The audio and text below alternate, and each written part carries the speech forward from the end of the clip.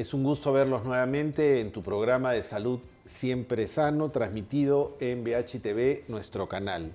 Y como siempre, con invitados especialísimos y además amigos. En esta oportunidad hemos traído a un gran amigo que hemos compartido muchas historias de emergencias en el país. Y él es el doctor Carlos Malpica.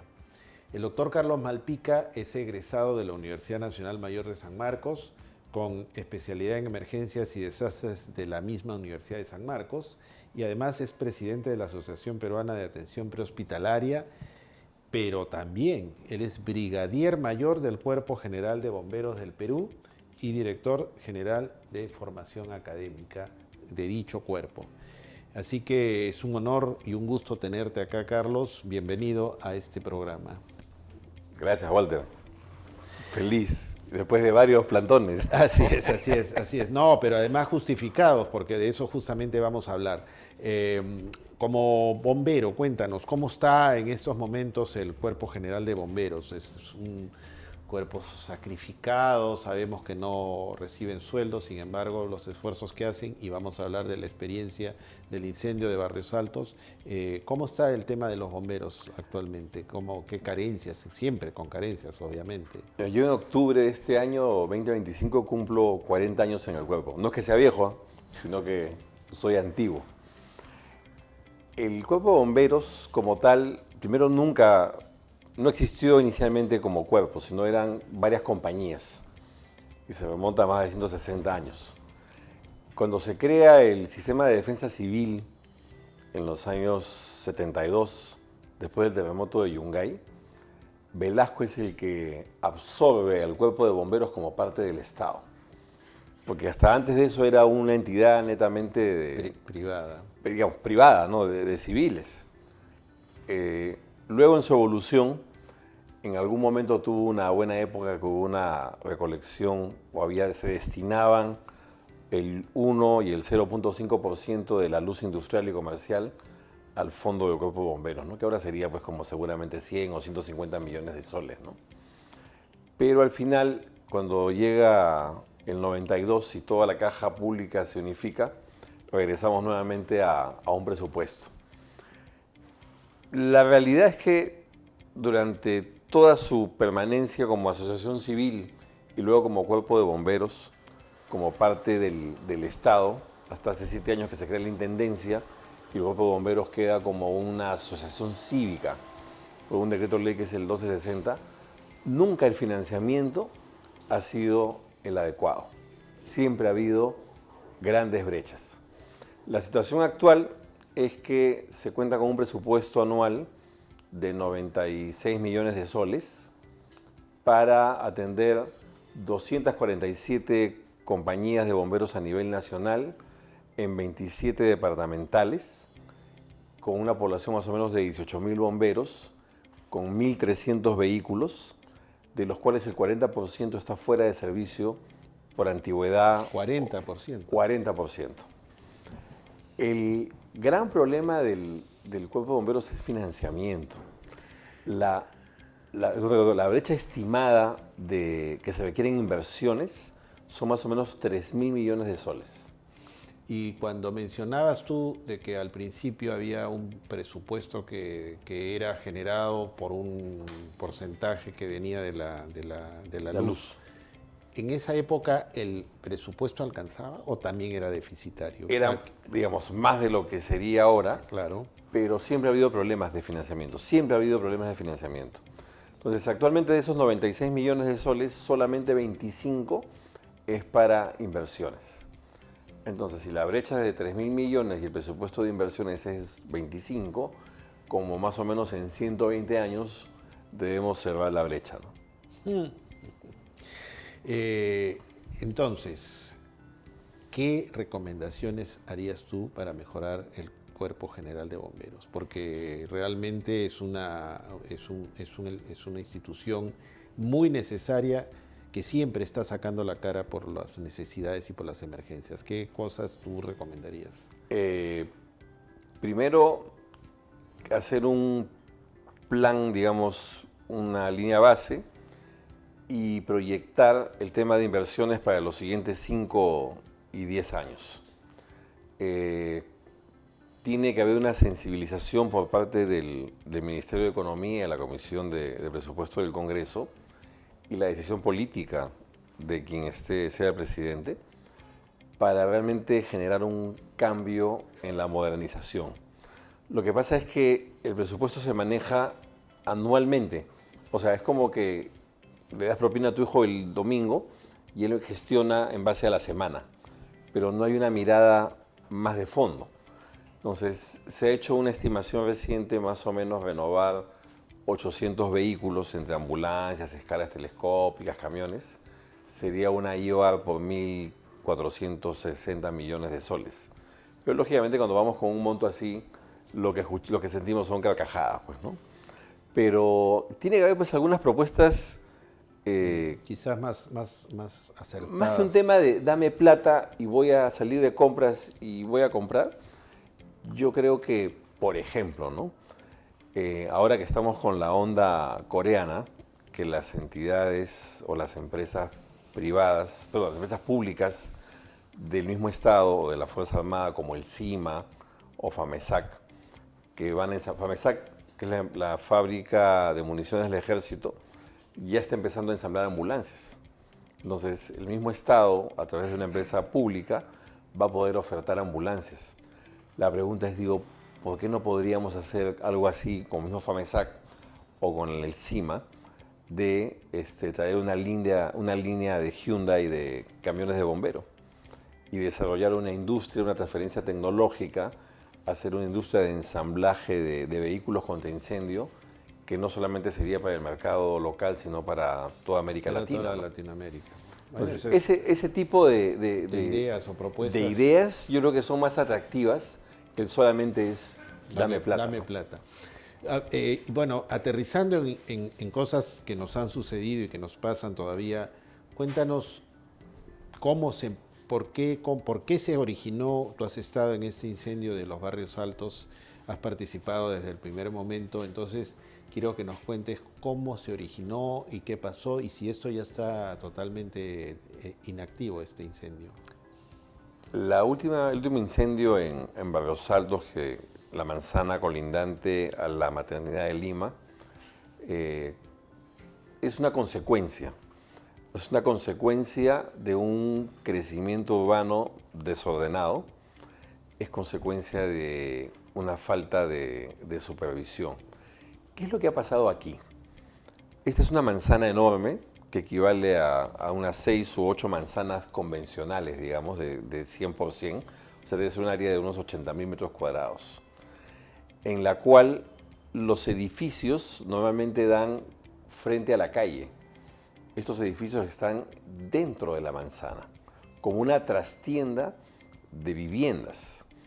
Entonces se han generado unas construcciones en concreto, ladrillo y fierro, que se ha optimizado el tema del hecho de ser almacén, sin ninguna medida de seguridad, sin ninguna protección, sin ningún sistema contra incendios, sin escaleras de acceso. Pero, perdón, ¿tienen la autorización de la municipalidad? Algunos tienen la autorización de construcción, pero licencia de funcionamiento no hay manera. O sea, no hay manera que nadie les haya dado una licencia de funcionamiento. Pero significa que la municipalidad no está interviniendo correctamente, porque yo creo que la municipalidad tiene que detectar o tiene que evaluar todos estos, porque mira, creo que sabían o no sabían esto. Tú construyes una piscina en La Molina o haces una modificatoria en Miraflores y van, te supervisan y te ponen la multa, ¿no? Así es, y sea, sin haber informado, o sea, saben. O sea, es tecnología para hacer el rastreo, digamos, para ver la modificación con un sobrevuelo, satélite, etcétera, existe. O sea, eso de que aparecieron los edificios y nadie se dio cuenta es poco creíble, ¿no? Lo interesante es que ayer, por ejemplo, estuvimos en un chifa frente a la comisaría que está en Plaza Italia. Fuimos a comer nuestro menú a mediodía y del chifa, de la parte de atrás de la trastienda, salían estibadores con cajas. O sea, mi diagnóstico es que todo Barrios Altos, negocios formales, negocios informales, casas con propietario, casas alquiladas, todo son almacenes. O sea, estamos sentados sobre una bomba de tiempo. O sea, lo que ha pasado es solamente hemos visto la punta del iceberg. Claro. Exactamente. Y entonces, ¿qué pasó ahí? ¿Se incendió? ¿Hubo una chispa? ¿Nadie sabe cómo se originó? Sí, por más que yo tenga una teoría, lamentablemente no la puedo hacer pública porque hay mucha gente implicada. Hay un departamento en la policía que es Seguridad del Estado que tiene la función de investigación y cualquier teoría que uno deslice se va a meter en líos. Porque, digamos, siempre se dice, fue un cortocircuito, no es la clásica, pero hay un proceso pues, de investigación del incendio, ¿no? En cuanto a cómo se propagó, dónde empezó, qué temperaturas alcanzó, si hubo un acelerante. Entonces, hay varias teorías al respecto y mejor es esperar que, como tiene esto implicancias legales, penales, mejor es que se pronuncie la autoridad competente, ¿no? Pero logran de encontrar acá la causa. Sí, hay mecanismos. Expertos. No, yo sé que hay. Sí. Uno ve que la tecnología en otros lados detecta, como bien dices tú, acelerantes, dónde se originó, cómo se originó, lo que fuere. Pero en el Perú, con tantos incendios, porque no es el primer incendio que ha habido, tenemos montones de incendios, Larcomar, esto de Nicolini, una serie de incendios Es que esta emergencia es una tormenta perfecta, porque tenemos primero construcciones fuera de norma, construcciones sin un sistema de seguridad, construcciones que son almacenes puros, construcciones que tienen, o almacenes ilegales que tienen mercadería de piso a techo, 100% de factor de apilamiento y combinación de elementos de todo, ¿ah? O sea, juguetes, triciclos, pelucas, peluches, plásticos, envases descartables, adornos, condimentos para la comida, aceite de ajonjolí, sillao, todo lo que te puedas imaginar cuando vas al mercado central a comprar está en esos almacenes. Carlos, como sabes tú, el tiempo es tirano. Vamos a hacer un pequeño break, un pequeño corte y regresamos con una segunda parte. Amigos, vamos a hacer un corte en Siempre Sano.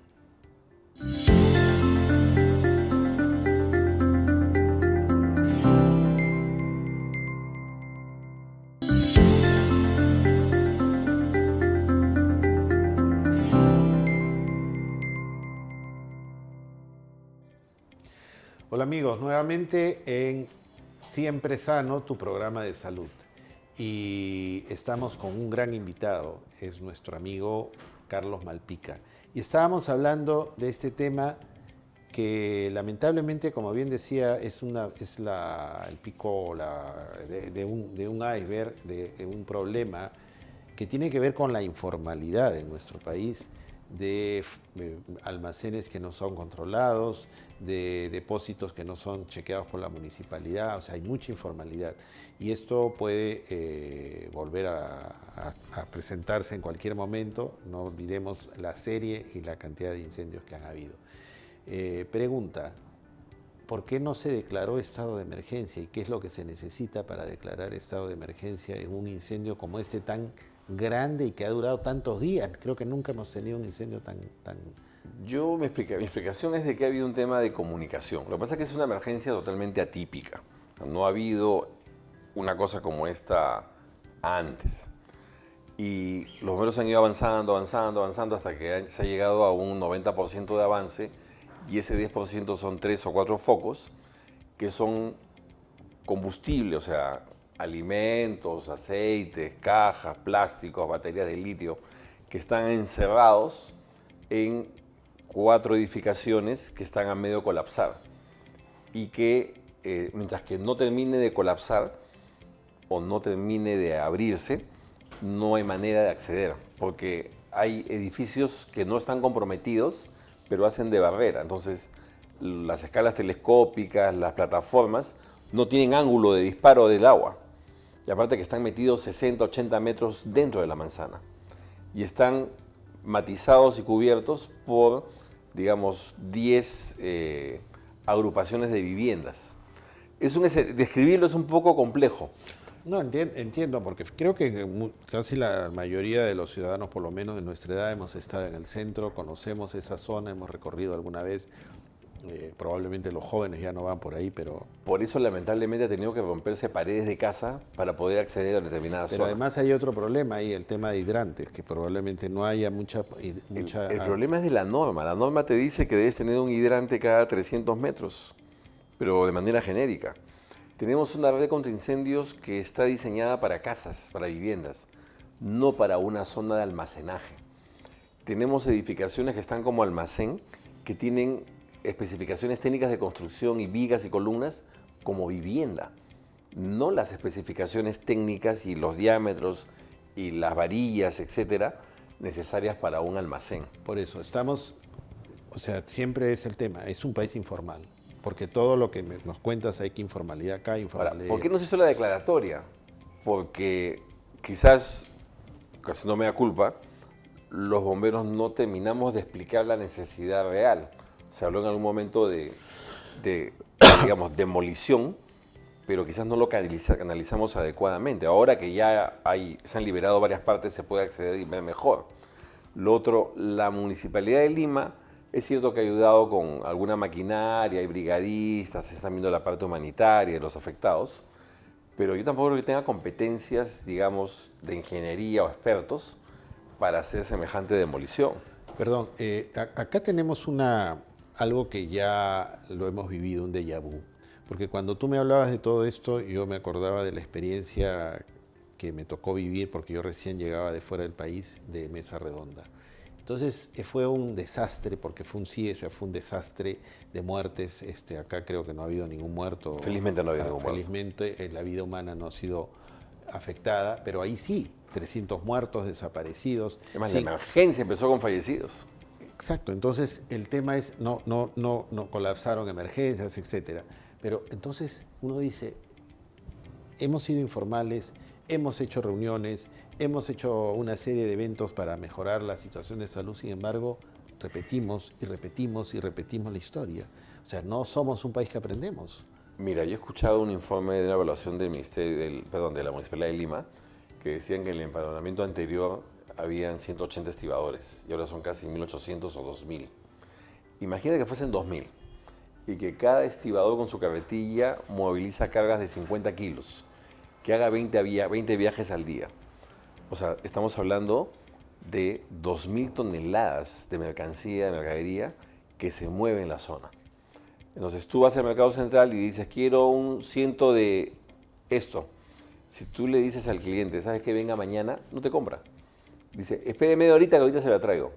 Entonces van al almacén y traen las cosas. Entonces, lo que deberíamos hacer es sincerar las cosas. Claro, pero si se requieren almacenes, en todo caso que se hagan almacenes en esa zona y ya no sean viviendas, ¿no? Y que cumplan pues toda la normativa, que tengan pues bombas de agua, tanques, o sea, toda una normativa contra incendios y se da la seguridad.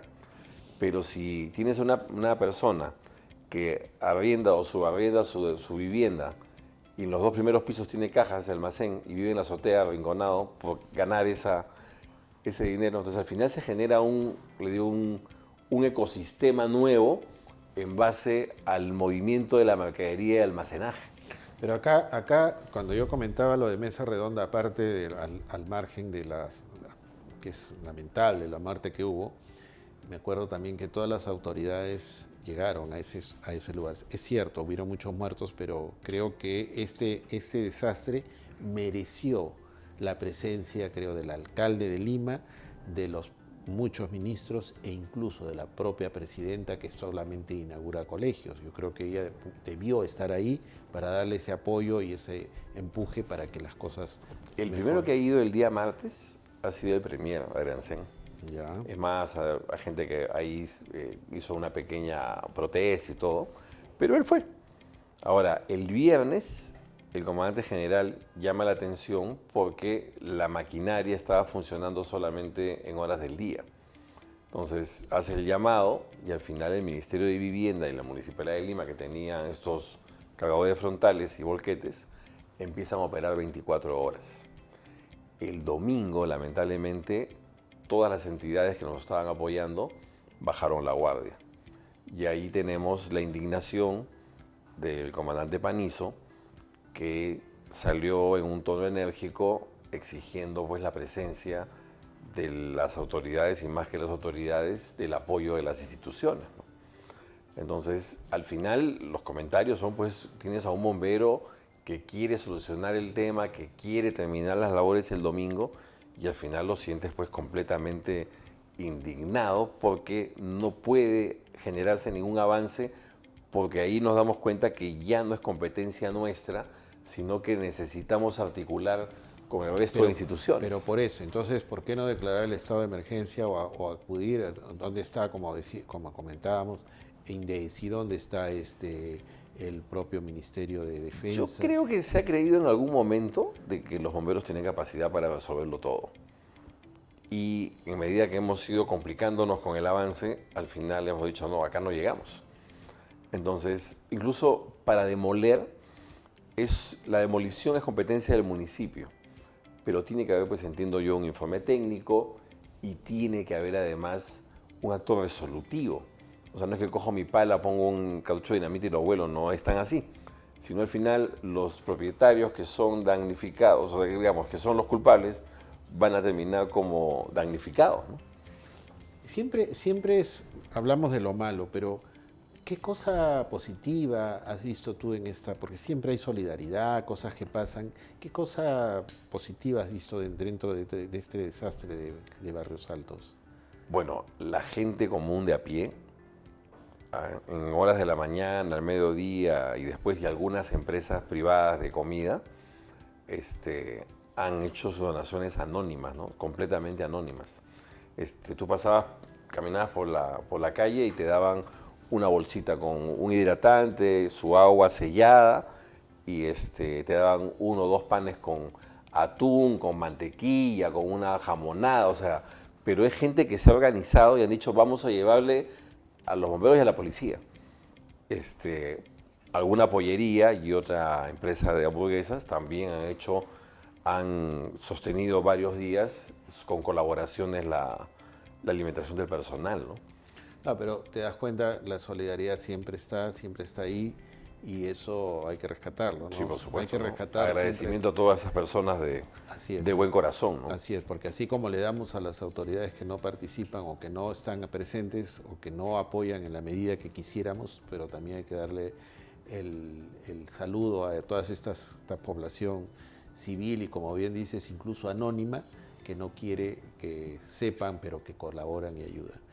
¿Y qué cosas entonces, este segmento lo quiero cerrar con las recomendaciones que tú nos harías y nos darías para evitar otro incendio como este? Creo que la autoridad municipal, digamos, debería convocar a los actores que hemos participado en este evento, y hacer unas lecciones aprendidas con una serie de recomendaciones, porque van a salir cosas interesantes por mejorar, ¿no?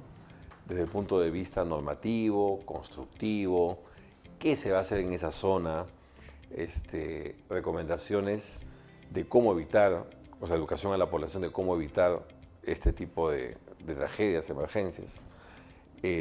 Lo otro, incluso repensar el rediseño, digamos, a futuro de la red contra incendios pública, ¿no? Hay muchas cosas por reflexionar. Carlos, hemos terminado este segmento. Vamos a seguir hablando contigo porque realmente tienes mucho que hablar y que contar. Entonces vamos a seguir en nuestro programa de Siempre Sano. Vamos a hacer un break y regresamos en un tercer bloque.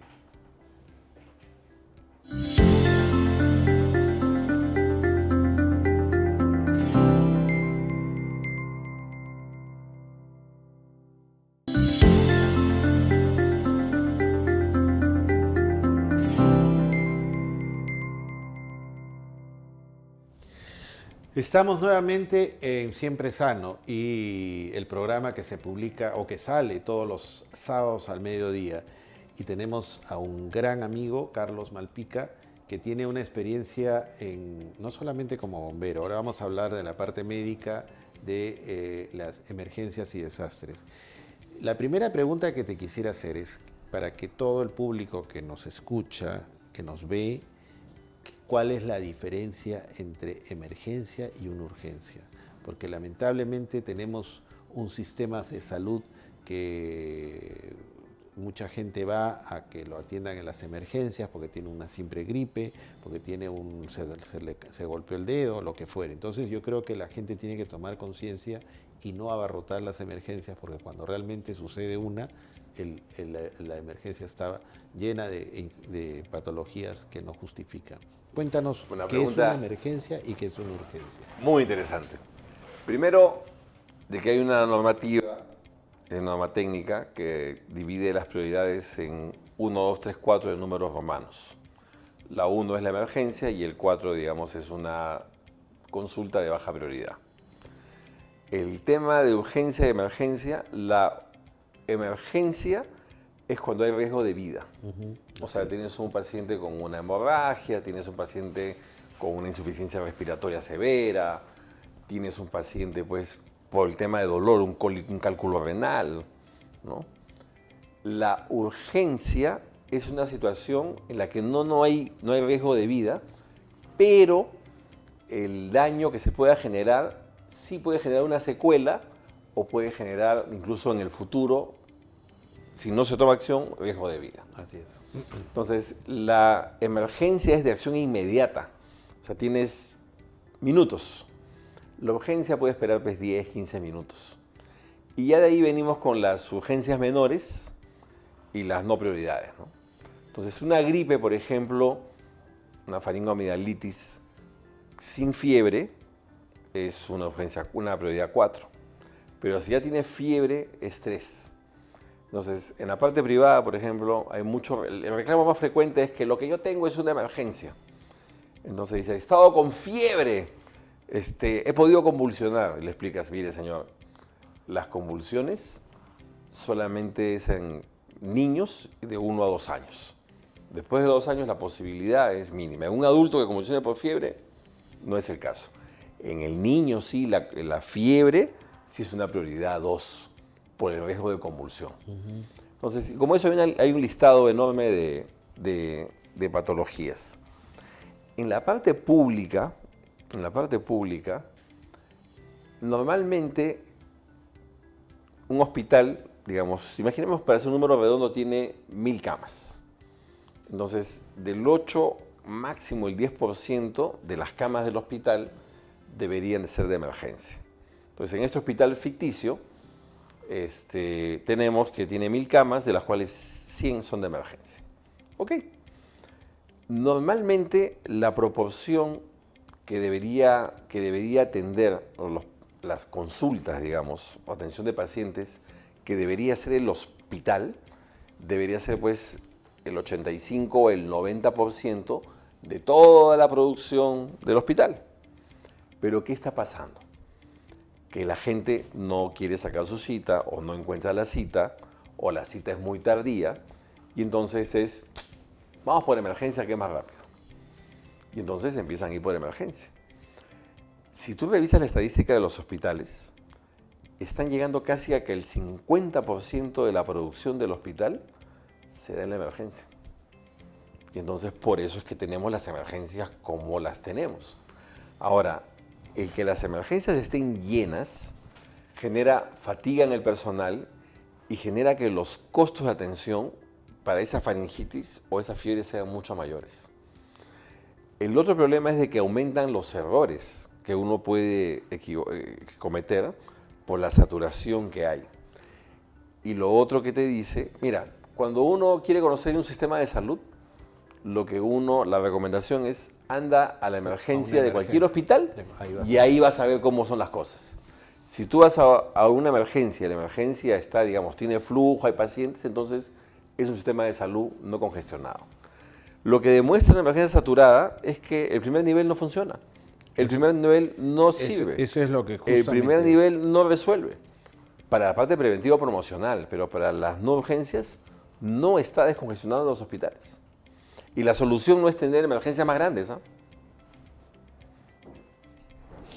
El problema es, creo yo, acá una percepción del sistema, de las autoridades en el sistema de salud, de la población, pero también de las autoridades en general. Porque, como conversábamos el otro día con un especialista, todos los congresistas que llegan al Congreso quieren un hospital para su región. Pero nadie está hablando del primer nivel de atención, o sea, darles mejor personal, mejores centros de primer nivel de atención, que es ahí donde se debe descongestionar. La mayoría trabaja a nivel de hospitales, o sea, la mayoría de autoridades, de congresistas. Entonces creo que ahí viene, y la población quiere ir a la emergencia de un hospital. ¿Alguien sacó un cálculo desde el momento en que el proyecto de inversión, digamos, para la construcción del hospital es viable y se tiene financiamiento, hasta que termine de construirse más o menos son como 7 años? Entonces tú lo empiezas a construir en el gobierno A, el gobierno B lo mira pasar y el gobierno C es el que lo inaugura. Entonces políticamente no es muy rentable. No, pero para el momento sí, porque tú por la primera piedra, por eso, la foto. Pues, claro, porque tú vas a pelear y que te voten diciendo que vas a hacer un hospital. El otro problema es que para que ese hospital cuente con los especialistas que requiere para funcionar, van a pasar seguramente 5 o 7 años más. O sea, es casi un proyecto catedral, ¿no? O sea, 15 años para que un hospital empiece a funcionar. Pero el hospital en sí, o sea, el tema de las redes integradas tampoco, yo no veo que haya, es un cambio de nombre, o sea, al final no ha generado un impacto. Yo creo que uno siempre tiene que mirar al vecino. ¿Y qué es lo que está haciendo el vecino? Hace como 15 años Brasil, en Sao Paulo, una de las ciudades más pobladas del mundo, casi con 30 millones, 27 millones, desarrolló un sistema que se llama las UPAs, las unidades de pronto atención o de pronto atendimiento.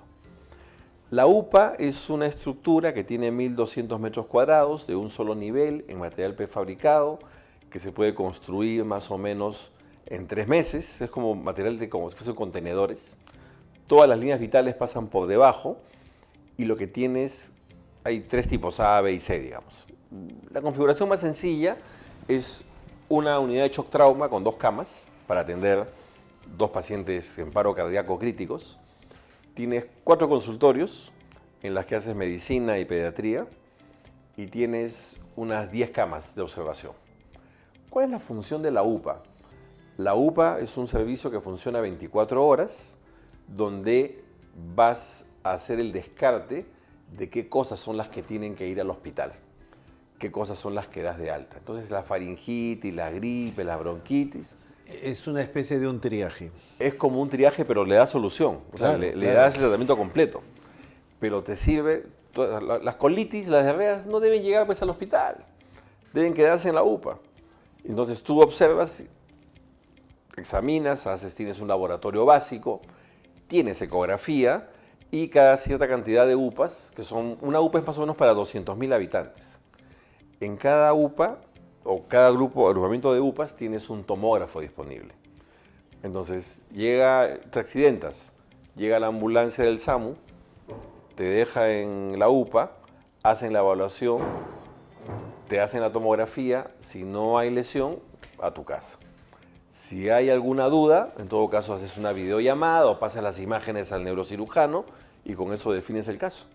Y si es quirúrgico o va a requerir pues, manejo clínico del edema, etcétera, va al siguiente nivel y pasa al hospital. Claro. Lo mismo con los apéndices, las hernias, las colecistitis, o sea, haces un filtro. Obviamente, o sea, lo que estás analizando es que el sistema de salud no está funcionando correctamente. No. Y no es un tema a los médicos del primer nivel, con todo respeto, de convertirlos en emergenciólogos o de convertirlos en médicos de triaje o convertirlos en médicos de UPA. Para la UPA es otro chip, porque tienes que leer pues, un electrocardiograma, tienes que leer una placa de tórax, tienes que leer, o sea, interpretar, identificar un abdomen agudo, no. Entonces no es traer a alguien del primer nivel que ha estado viendo gripes y colitis buen tiempo o viendo los programas a hacer emergencia, porque no va a funcionar. Nosotros hemos tenido una experiencia, y tú de hecho lo has manejado, y quiero que nos cuentes. ¿cómo fue tu experiencia y cómo lo enfrentaste el tema de la pandemia? Esa experiencia tan terrible que vivimos, tú estabas, creo, en ese momento en el SAMU. Así es, Entonces, justo cuéntanos. tenía medio año en el SAMU. Así es, entonces cuéntanos cómo el SAMU enfrentó este tema de la pandemia. O sea, finalmente ustedes iban a atender a toda esta gente que entraba en estos Yo cuando cuadros llego al severos. SAMU en 2018, llego a ver el tema de capacitación. Primero estuve como médico antes de ser el director. Y una de las cosas que me llama la atención es que los tubos endotraqueales se vencían por falta de uso. Y eso me estaba indicando que compraban los tubos endotraqueales, pero no intubaban. Entonces empezamos a hacer el trabajo de talleres de vía aérea por el 2018. El 2019, bueno, hubo cambios y al final terminé de todo el SAMU más o menos en agosto del 2019. Ya por diciembre se hablaba de la gripe, una nueva gripe en China, ¿no? En enero ya empezó a haber más notoriedad sobre la posible pandemia que se expandía y el cuento del murciélago que estaban cocinándolo. Y en enero lo que empezamos a hacer es acelerar el tema de manejo de la vía aérea y empezamos a comprar algunos insumos para, digamos, estoquearnos en caso si hubiese una pandemia, ¿no? Entonces, algunas cosas se pudieron conseguir, otras no. Ya para el mes de marzo, la pandemia fue violenta, se cerró el aeropuerto, la declaratoria de emergencia, los noticieros a mediodía. Y me acuerdo que había, es una anécdota, voy a empezar a contar algunas anécdotas. Carlos, quiero hacer un break nuevamente porque estamos con el tiempo que nos ha vencido en este espacio, pero quiero, antes de irnos al corte, comentar que el día de hoy o en todo caso, se dio la fecha, se dio la declaratoria del cierre de las fronteras por el tema del COVID. La cuarentena. La cuarentena en Perú. Así que esa es una fecha que hay que recordarla, mal, fue una experiencia negativa, pero hay que recordarla para no repetir esta historia. Bueno, entonces regresamos en el siguiente bloque con Siempre Sano. Ahí vamos a salir.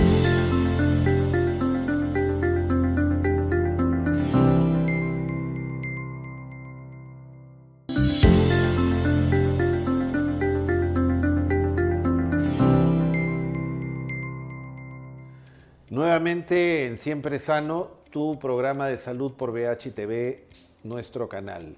Y con nuestro invitado, que realmente nos está contando historias impactantes, vividas además, muchas de ellas en conjunto con el tema del COVID. Estábamos en este capítulo, en esta parte, y cuéntanos entonces algunas anécdotas que nos ibas a contar. Ya, previo al COVID, en enero fue la deflagración de gas de Villa El Salvador. Así es. Entonces lo que hicieron es todos los pacientes de la deflagración los llevaron a Villa El Salvador. Algunos terminaron en el Baiza. Sí, claro. En mi servicio. Lo que pasa es que primero que el cambio de hora entre 7 y 8 de la mañana, que es el cambio de servicio, esta emergencia fue antes de las 7 de la mañana. Entonces hubo doble personal, los que salían con los que entraban. Entonces me acuerdo que empiezo yo a levantar información de los bomberos y también del SAMU, de lo que estaba pasando, y de prensa del MINSA dicen que Malpica responda. Entonces yo no llegaba al lugar, ya tenía programas, Canal 4, Canal 5, y dando reportes de los heridos, ¿no? Que al final son como 60 y explicaban, ¿no? Entonces la persona que me estaba llevando me dice, doctor, ¿vamos al punto de deflagración o vamos al hospital? Al hospital, le digo, porque ahí están todos los pacientes. Entonces me acuerdo que llego y estaba Carlos León, que era el director del hospital, con el que habíamos tenido unas semanas antes una discrepancia por un caso de un paciente que llevó el SAMU y al final hubo unas quejas sobre el tema, pero en fin. Entonces llego y estaban pues los equipos salientes y entrantes, todos los pacientes en carpas que tenían y otras que habían levantado. Y le digo, no se preocupen, le digo, ya llegamos con el SAMU y no nos vamos a ir hasta movilizar todos los pacientes a los diferentes hospitales y ustedes se van a quedar solamente con los que puedan manejar. Quédense pues 5 o 6 graves, ¿no?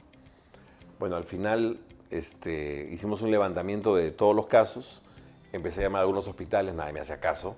Llegó el viceministro Víctor Bocángel y me dice, Carlos, ¿qué necesitas? Camas. pero me dicen, todos los hospitales quieren recibir pacientes que tengan menos de 20% de superficie corporal total quemada, y acá estamos hablando que tienen sobre 40, con compromiso de vía aérea. El único es el Loaiza. Pero no, al final decían, todos tienen UCI, entonces empezaron a recibir. Bueno, ahí hubo una anécdota que mi jefa era Liliana Ma, había conseguido 2 helicópteros emocionada, y me dice, están yendo 2 helicópteros, uno de la FAC, uno de la policía. En ese momento improvisar dónde aterrizaba.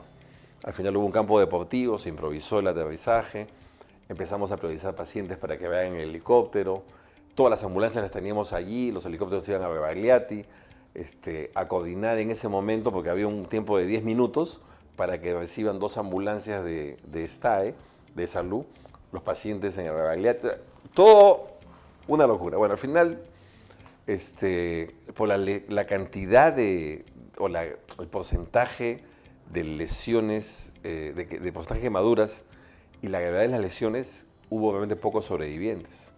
Entonces yo me quedé como en la cuenta como que iban 35 o 36 pacientes, y de ahí pasamos a modo COVID. O sea, el COVID acabó la emergencia, el seguimiento de la emergencia de los quemados de la defragación de Villa El Salvador.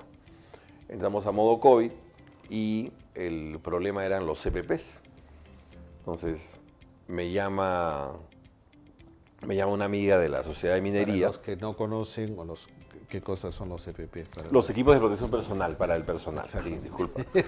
Entonces me llama una amiga que trabaja en la Sociedad de Minería y me dice, Carlos, mira, hay un fondo de X soles para comprar equipos de protección para el personal de salud. Me dice, ¿tú a quién crees que le puede faltar EPP, ¿no? O sea, equipos de protección? El SAMU, le digo, no tenemos nada. Y nos hicieron una donación. Al final el proveedor, porque era el contacto entre la sociedad con el proveedor, nos dice, mira, tengo un saldo de cosas, yo no estoy ganando nada, mi costo es, por decirle, 15 soles o 17 soles. Y dice, lo que voy a hacer es, voy a buscar a qué empresas son las que estarían interesadas en donar. Al final fue Ferreiros quien asumió ese costo, y tuvimos, me acuerdo, tenemos un almacén, como 2 espacios de este set, de piso a techo llenos de EPPs. O sea, tuvimos la suerte que hubo empresas y personas que nos donaron los EPPs, ¿no? O sea, de verdad que la emoción de no tener nada un día y al día siguiente ver que llega un camión y dices, pues es... Entonces los chicos del SAMU decían, ya, entonces cada atención nos vamos a cambiar los EPPs, no hay manera, le digo, o sea, es un traje para un turno, ¿no? No puede ser cada paciente un traje. Así es. Al final se consideró mascarillas, respiradores, media máscara, máscara completa. Hubo mucha colaboración de la empresa privada. Sí. Mucha colaboración de la empresa privada. Y de las universidades y de los investigadores, todos. Una empresa de baterías también me acuerdo que ofrecía hacer el recambio de todas las baterías de la flota del SAMU. O sea, te encontrabas con cosas que no te faltaban hoy y aparecían. Así fue como operamos.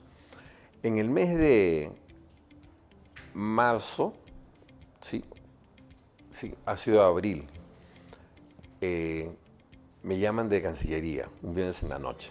Esta es otra anécdota relacionada con el COVID. Y era Caletti, que es un médico de Cancillería, que con ello coincidimos en la FAP trabajando hace varios años, me comenta que el cónsul de Perú en Guayaquil estaba con COVID y que quería que a través del Ministerio de Salud coordinemos con Defensa para que se disponga de una aeronave para recogerlo. Entonces, ¿cuál era la importancia de este cónsul? Que es quien había ayudado y se había incluso contagiado de COVID en la repatriación de peruanos hacia Perú desde Ecuador. Entonces, para Cancillería era una persona emblemática, importante, ¿no? Claro, claro. Entonces, dice, hagamos todo lo posible, lo han encontrado inconsciente en su casa, es diabético, tiene hipertensión, está con insuficiencia renal, todo un cuadro bien complejo. Vamos a hacerla más corta. Bueno, al final, hablo con el ministro Zamora, hace la coordinación con Defensa y al día siguiente se habilita un vuelo. Yo creo que ese ha sido el primer vuelo en Latinoamérica internacional para traer un paciente COVID de otro país. O sea, eso no se vio en España, se vio en Italia, se vio en Europa, pero fue el único caso que finalmente lo logramos traer con vida, estuvo hospitalizado en una clínica, salió de alta a la semana y la familia quería agradecer. Le decíamos, no agradezcan, no digan nada. O sea, este vuelo nunca existió. O sea, era algo excepcional. Si se publicitaba eso, todo el mundo iba a querer que se traigan a sus familiares, ¿no? Bueno, pero hubieron mucho dolor y mucho drama, pero por eso te decía, tú has vivido esa etapa y que también yo la viví, y en tu caso con la gente que ibas a atender en primera mano, en las emergencias en casa, entonces debe haber sido terrible, ¿no? Bueno, cuando empezaron con el caso cero, que estaba en Surco, terminamos yendo con un médico infectólogo del ministerio y lógicamente nadie quería ir, ¿no? Entonces nadie quería ir, al final lo terminé acompañando. Bueno, Ramos apellidaba el colega. Falleció. Falleció exactamente, exacto, falleció. Producto del COVID. Falleció. Es más, yo cuando tuve COVID en julio, él fue a mi casa a verme. O sea, lo tomé como un COVID suave, felizmente, ¿no? Pero él se dio el tiempo y fue a verme, ¿no? Es más, me dejó ivermectina. Bueno, son muchas experiencias que hemos vivido, pero además tú has estado en muchos otros eventos, no solamente acá en Perú, sino en Latinoamérica, has estado en Haití. ¿En qué otros lugares has estado? Chile, los terremotos de Haití y Chile, que fueron casi un mes de diferencia, el 2010. Haití, yo lo resumo como mi experiencia más cercana a lo que debe ser el infierno. Me imagino. Pero como tenemos poco tiempo, yo lo que quisiera preguntarte, ¿qué recomendaciones con el SAMU? Porque lamentablemente el SAMU es el sistema de emergencia para la ciudad de Lima y estamos con problemas, ¿no? Yo considero que es una oportunidad desperdiciada. No se le ha dado todo el impulso y la libertad para poder desarrollar y crecer. El SAMU tiene ya casi 13 años. En general no ha crecido en flota. Para Lima lo que necesitamos es un sistema prehospitalario de por lo menos unas 120, quizás 140 ambulancias, ¿no? ¿Y ahorita cuántas hay? El SAMU tiene, entiendo, 33 y operando menos de 20, ¿no? Ni el 20%. Bogotá, que tiene 8 millones de habitantes, 2/3 partes de lo que tenemos nosotros, funciona con 167 vehículos, entre motos, camionetas, ambulancias. Bogotá recibe un promedio de 500.000 llamadas de emergencia al año, de las cuales 170.000 terminan en despachos. De ellos cubren solamente 120.000 y los otros 50.000 son atendidas por ambulancias privadas que están adscritas a la Central Única de Bogotá, el CRU. Pero para que eso funcione tiene que haber una tarifa única. Para que eso funcione tiene que haber un estándar mínimo de cumplimiento de todas las ambulancias que participan del sistema. Entonces, cuando el CRU de Bogotá toma una atención y esta va a demorar más de 15 minutos por disponibilidad o distancia, inmediatamente activa una ambulancia adscrita. Entonces, se hace un sistema, digamos, participativo en la que, digamos, los recursos financieros fluyen de manera ordenada entre la aseguradora que tiene a cargo el paciente y finalmente el que brinda el servicio. Entonces se hace un rastreo desde que se toma la llamada y se identifica al paciente o beneficiario, qué aseguradora tiene y finalmente quién es el que hace el servicio y dónde termina el paciente. Y todo eso se hace a través de un código QR. Acá no existe nada de eso, pues porque lo comentábamos, de pronto a una emergencia acá llegan 3, 4 ambulancias, lo que significa un gasto, duplicar gastos o triplicar gastos para lo mismo. Entonces no funciona este sistema de convocar de llamadas y de convocar a las emergencias. Lo que pasa es que no va a funcionar mientras que no se solucione, mientras que no se genere una tarifa única, mientras que todas las IAFAS que tienen a cargo los pacientes cubran el costo de la atención de emergencia en ambulancia, ¿no? Al final es un tema de financiamiento. Al final es un tema, no la implementación, sino que tiene que haber un círculo virtuoso en el que el dinero gire y termine en el que da el servicio, ¿no? Así es.